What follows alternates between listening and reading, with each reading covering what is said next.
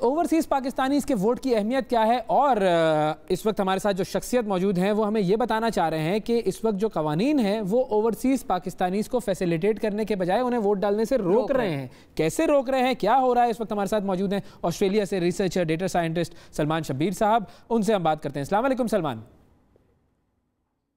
Thank you very much for having me. Thank you जी, बहुत शुक्रिया सलमान साहब, आपने वक्त निकाला। ये बताइएगा कि ओवरसीज़ पाकिस्तानीज़ की जब हम बात करते हैं तो आप भी ओवरसीज़ पाकिस्तानी हैं, ओवरसीज़ पाकिस्तानी को जो वोटिंग है उसकी सिग्निफिकेंस क्या है, कितनी अहम है आप लोगों की ज़िंदगी में आपका इलेक्शन और उसका रिजल्ट? ठीक है जी, मैं आपको कुछ नंबर्स के साथ एक्सप्लेन करने की कोशिश करता हूँ कि ओवरसीज पाकिस्तानी की वोटिंग कितनी सिग्निफिकेंट है। उसके लिए मैं आपको ये समझाऊंगा एक वोट कितना इंपॉर्टेंट था 2018 के इलेक्शंस में। अगर मिसाल के तौर पे पीटीआई के पास 76,000 एडिशनल वोट होते तो उनको 21 सीटें एडिशनल मिलती, जिसका मतलब वो सिंगल मेजॉरिटी गवर्नमेंट बना सकते। इसी तरह अगर पीएमएलएन को 72,000 एडिशनल वोट मिलते तो वो 17 एडिशनल सीट्स हासिल कर सकते थे। इसी तरह पीटीआई जितनी भी अपनी सीट्स हारी, जो कि 90 थी, जिसमें सेकंड नंबर पर आए, अगर वो जीतना चाहे तो उनको 2.3 मिलियन वोट चाहिए, और अगर वो हासिल कर ले तो 2/3 मेजॉरिटी हासिल कर सकते हैं। इसी तरह पीएमएलएन अपनी 60 सीटें हारे जिसपे वो दूसरे नंबर पे थे, अगर उन्होंने जीतना हो उन सबको तो उनको 1.5 मिलियन वोट्स चाहिए। ठीक है, और अगर वो हासिल कर लें तो जाहिर बात है वो पोजीशन नेगोशिएट करने की पोजीशन में आ जाएगी हुकूमत। अच्छा। 1 करोड़ ओवरसीज पाकिस्तानी एग्जिस्ट करते हैं। मैं आपको कुछ हल्कों के एग्जाम्पल देता हूँ। NA21 पीटीआई हारी एएनपी से 35 वोटों से, और यहाँ पे तकरीबन 50,000 ओवरसीज पाकिस्तानी है, यानी 0.1 भी अगर इसमें वोट कर देते तो सीट का रिजल्ट चेंज हो सकता था। इसी तरह पीएमएलएन हारी अब NA140 पीटीआई से 236 वोटों से, और यहाँ पे तकरीबन 14,500 ओवरसीज पाकिस्तानी, यानी 2% भी अगर आए तो वो रिजल्ट चेंज कर सकते थे। ठीक है, अब सवाल है कि इस तरह की कितनी कॉन्स्टिट्यूएंसीज एग्जिस्ट करती हैं। तो यूएनडीपी और नस से एफिलिएटेड कुछ लोगों ने एक रिसर्च पेपर पब्लिश किया और उन्होंने कहा कि 1 in 5 यानी 20% ऐसी सीटें हैं जिनका रिजल्ट ओवरसीज पाकिस्तानी चेंज कर सकते हैं, यानी तकरीबन 55 डायरेक्ट सीट्स या 70 इनडायरेक्ट सीट्स। अब आप खुद इमेजिन करें, अगर 70 सीट्स अगर नेशनल असेंबली में एक ओवरसीज पाकिस्तानी डिटरमिन करेंगे उनका रिजल्ट, तो किसी भी ऐसी पार्टी के लिए इलेक्शन जीतना बड़ा मुश्किल होगा जो जिनके अगेंस्ट अगर मिसाल के तौर पर ओवरसीज पाकिस्तानी वोट करें। अब इसी रिसर्च को अपग्रेड किया है उन्होंने, पहले 35 हल्कों पे की थी, पूरे पाकिस्तान पे की है, वो रिसर्च आने लगी है, और उसके अंदर इंडिकेशंस ये हैं कि जो पहले एस्टिमेशन था 20% का, उससे बहुत ज्यादा एक्चुअली रिजल्ट है। तो ये है सिग्निफिकेंस ओवरसीज पाकिस्तानी की और कितने क्लोज मार्जिन थे। जी बिल्कुल सही, यानी कि उनके वोट से ही फैसला होगा कि जी कौन हुकूमत बनाएगा। अच्छा ये बताइए कि एक तो ये एतराज़ किया जाता है कि टेक्नोलॉजी जो है वो हैक हो जाएगी, उसका क्या जवाब है? दूसरा ये कि क्या ये जो ओवरसीज पाकिस्तानी की वोटिंग का प्रोसेस है ये फेयर है, शफाफ है? अच्छा, जहां तक आपकी टेक्नोलॉजी सेफ होने का, जी मेरा तो ख्याल है कि अब इतनी एडवांसमेंट हो चुकी है कि आप सेफ टेक्नोलॉजी सिस्टम बना सकते हैं। मेरा ख्याल है एक थर्ड पार्टी इंटरनेशनल फर्म थी स्पेनिश मिनसाइट, उन्होंने भी और नादरा ने भी एक सिक्योर प्रपोजल दिया हुआ ईसीपी को सिस्टम बनाने के लिए। मेरा ख्याल है 5-6 महीने हो गए जो उन्होंने दिया हुआ, तो आई थिंक वो सिक्योर सिस्टम वो लोग बना सकते हैं। अब आपने कहा फेयर प्रोसेस, मैं अब आपसे इस पॉइंट को समझाने के लिए मैं आपसे एक सवाल पूछता हूँ कि इमेजिन करें कि आप और आपके ऑफिस के कोलीग जो हैं वो वोट डालने जाते हैं इस्लामाबाद में। मैं जो सवाल करूंगा आपसे वो शायद आपको मजाक का ख्याल लगे या आपके शायद नाज़रीन को थोड़े बुरे लगे, लेकिन ये फर्जी सवाल है, कुछ बात समझाने के लिए, तो आपने बुरा नहीं मनाना। आप और आपके कोलीग जाते हैं वोट डालने के लिए, और आपका कोलीग वोट डाल देता है, और जब आपकी बारी आती है तो वो आपको कहते हैं कि जी आप वोट नहीं डाल सकते। आप कहते हैं जी मैं क्यों वोट नहीं डाल सकता? वो कहते हैं कि जी आपका आईडी कार्ड एक्सपायर्ड है। आपने कहा मेरे कुलीग का भी तो एक्सपायर्ड है, आपने उसको वोट क्यों डालने दिया? वो कहता है कि आपका परमानेंट एड्रेस कराची का है, तो इलेक्शन कमीशन ने रूल बनाया है कि ये जो फैसिलिटी है एक्सपायर्ड कार्ड पे वोट डालने की, ये कराची के वोटर्स के लिए अवेलेबल नहीं है, लिहाजा आपसे माजरत। इस बात के आपका क्या रिएक्शन होगा? मैं कहूंगा ये डिस्क्रिमिनेशन है। अगर वो डाल सकता है एक्सपायर शनाख्ती कार्ड पे वोट, तो मैं भी डाल सकता हूं, फिर मुझे भी डालना चाहिए। बिल्कुल, और जाहिर बात है हो सकता है लोग इसको बहुत बुरा बनाएं कराची, क्योंकि हम लोग नहीं मानते, हम लोग बराबर के सिटीजन हैं, हम बाइकआउट भी कर सकते हैं और लोग बहुत बुरा भी बना सकते हैं। तो आप कह सकते हैं कि फेयर नहीं है। इसी तरह अगर मैं आपसे ये कहूं कि सेंट्रल पंजाब में अगर कोई वोट हो रहा है, और तो वहां पर एक इलेक्शन कमीशन का रूल बना दिया कि साउथ पंजाब के जो वोटर हैं उनको एक आइडेंटिफिकेशन नहीं 2 आईडी चाहिए, और एक आईडी जो है वो दोनों एक्सपायर्ड ना हो। और तो आप इसके बारे में आपका क्या ख्याल है, आपका फीडबैक होगा, आप क्या इस बारे में? ऑब्वियसली कहीं पर भी डिस्क्रिमिनेशन होगी, ये हर एक के लिए जो कंडीशन है वही सबके लिए होनी चाहिए। बिल्कुल सही।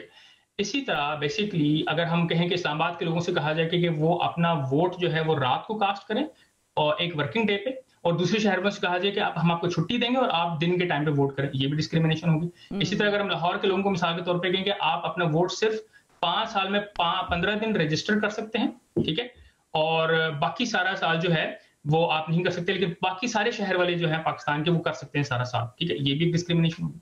ठीक है, अब इस बात को समझाने के बाद मैं आपसे रिक्वेस्ट करूंगा, एक छोटी सी 2 मिनट की डॉक्यूमेंट्री है, अगर वो आप प्ले कर दें ताकि फिर इस चीज का सारा आपको समझ में आ जाएगा मसला क्या। बिल्कुल सही है, वो जो डॉक्यूमेंट्री आपने हमें भेजी थी वो लगाकर जरा दिखाते हैं समझने के लिए, दिखाइए जी। आजमाइशी बुनियाद पर इंटरनेट के जरिए वोट डालने का मौका दिया गया। क्या आप जानते हैं कि इसमें 1% से भी कम ओवरसीज पाकिस्तानी वोट डाल सके?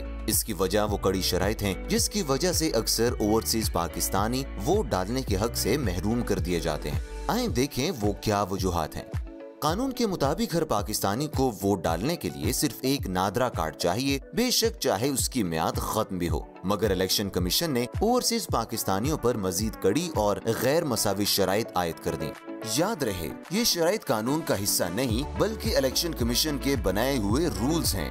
पहली गैर मसावी शर्त, ओवरसीज पाकिस्तानियों के पास अगर नादरा का कार्ड भी हो तो वो फिर भी वोट नहीं डाल सकते, उनको पहले नई कॉप बनवाना होगा। दूसरी गैर मसावी शर्त, नई कॉप की मियाद खत्म ना हो। वाज़ेह रहे, कानून में ये शर्त मौजूद नहीं कि हर पाकिस्तानी को पाकिस्तान से बाहर जाने से पहले लाजमी नई कॉप बनवाना है।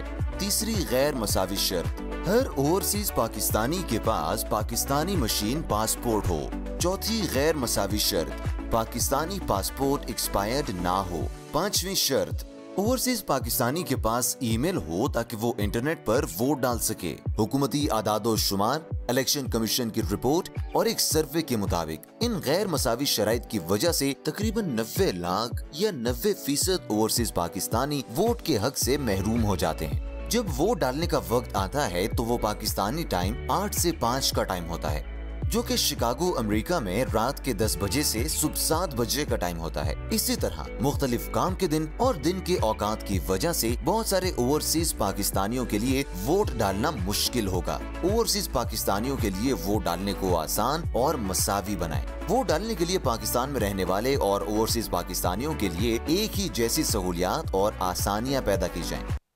सही, बिल्कुल ठीक है। अब ये डॉक्यूमेंट्री हमने देख ली, लेकिन ये जो एक्स्ट्रा कंडीशंस जो लगी हुई हैं, ये जरा आप हमारे नाज़रीन के लिए समराइज कर देंगे प्लीज। ये कंडीशंस 5 कंडीशंस है।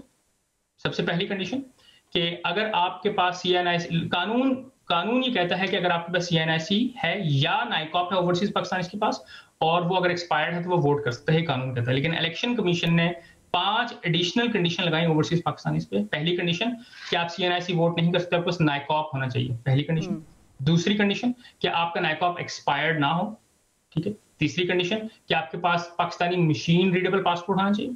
चौथी कंडीशन वो पासपोर्ट मशीन रीडेबल एक्सपायर्ड नहीं होना चाहिए। पांचवी कंडीशन ईमेल, ठीक है। अब आप कहेंगे इंटरनेट के ऊपर ईमेल है तो ईमेल तो होगा, आप ठीक कह रहे हैं, ईमेल होना चाहिए, लेकिन इसमें भी कुछ मसले हैं, हम आगे चल के बात करेंगे। यानी मतलब सारी दुनिया, पूरा पाकिस्तान NIC लेकर वोट डाले जो एक्सपायर भी हो सकता है, लेकिन इनके लिए ये 5 एक्स्ट्रा कंडीशंस है। तो ये जो कंडीशंस हैं, ये रूल्स किस तरीके कार के तहत बने और किसने लागू किए हैं? ये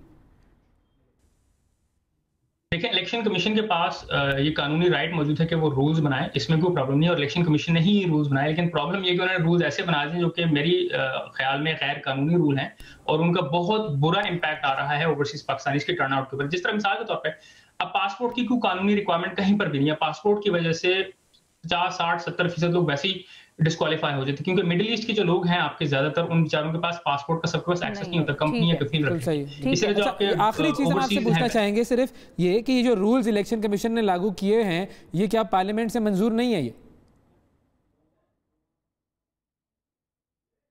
रूल्स इलेक्शन कमीशन खुद बनाता है, लेकिन वो कानून के तहत बनाता है, ये बात समझे। तो ये असूलन कोई ऐसा कानून नहीं बन सकता जो पार्लियामान के जो लेजिस्लेशन उसके खिलाफ है। लेकिन मेरी अंडरस्टैंडिंग में इनको पार्लियामेंट के अप्रूवल की जरूरत नहीं होती, ये इलेक्शन कमीशन के पास ये राइट है कि वो बना सकते रूल, लेकिन वो कोई रूल ही बना सकते। जाहिर बात है उनके पास भी पैरामीटर्स हैं जिसमें उन्होंने रैकेट करना। बिल्कुल बहुत शुक्रिया अदा करेंगे सलमान शबीर साहब, बड़ा इफेक्टिवली आपने समझाया हमें कि कहाँ कहाँ डिस्क्रिमिनेशन होती है ओवरसीज़ पाकिस्तानियों के साथ और कहाँ कहाँ होती रही है। इस पर अरबाब इख्तियार को सोचने की ज़रूरत है कि ये काम ना करें अगर वो चाहते हैं कि ओवरसीज़ पाकिस्तानी पाकिस्तान के पार्लिमानी जो इलेक्शंस होते हैं उनमें वोट कास्ट कर सकें।